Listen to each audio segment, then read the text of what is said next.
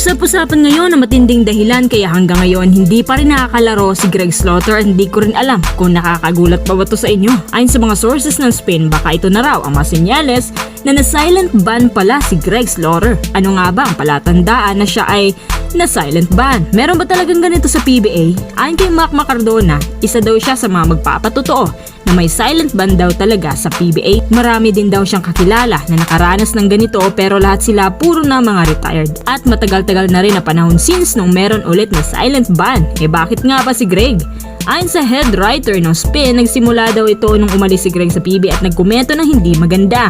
May pinahayag pa siya sa kanyang Twitter account tungkol sa masasamang pangyayari na ginagawa umano ng PBA mula sa bad trades, hindi patas sa lahat ng aspeto. Tapos naglaro siya sa bilig at meron siyang sinabi sa kanyang interview doon na mas maganda daw talaga sa bilig kaysa sa PBA kasi sobrang toxic daw ng mga tao sa PBA, hindi na rin exciting. Later on, na nawala na ng karera si Greg Slaughter, wala nang pumapansin sa kanya sa bilig. Biglang umuwi ito at nagpakumbaba. Ang una niyang ginawa, kinausap niya si Kume. Sumasama siya sa mga live games, nakikipagharutan sa mga PBA players, tapos nagpunta pa siya sa practice game ng Hinebra.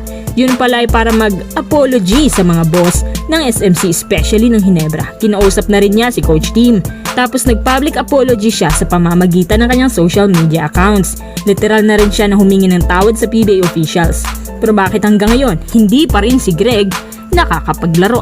Alam niyo ba na meron daw isang boss na may mataas na posisyon sa PBA ang nagbigay ng bilin sa lahat ng governors na hindi raw pwedeng galawin si Greg dahil may utos. Kaya biglang napaisip yung analyst na nagtanong. Kaya nasabi nila na baka na silent ban pala talaga si Greg. Ayon kay Snowbadwa, 6 na teams ngayon ang nagkaka-interes kay Greg sa kagustuhan na magkaroon ng legit big man. Pero dahil nga raw may utos, kaya hindi pinagbigyan na siyang dahilan naman kaya hanggang ngayon hindi pa nakapaglaro si Greg.